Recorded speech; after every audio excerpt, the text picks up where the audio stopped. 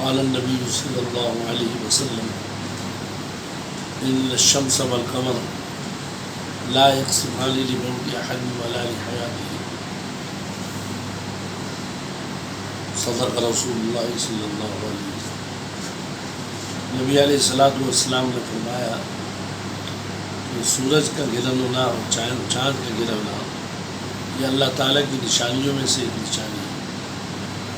اس میں بعض لوگوں نے بنا لیا ہے کہ حاملہ عورت کا حمل گر جاتا ہے، بعض لوگوں نے بہت ساری باتیں بنائی ہوئی ہیں، یہ سب من گھڑت باتیں۔ صحیح بات یہ ہے کہ حضور صلی اللہ علیہ وسلم نے ایسے موقع پر دعا، استغفار اور نفل کی پڑھنے کا کہا ہے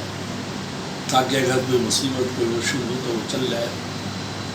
بعض لوگوں نے یہ کہا کہ نبی علیہ السلام کے بیٹے کا انتقال ہوا تو سورج گرہن ہوا تھا تو لوگوں نے کہا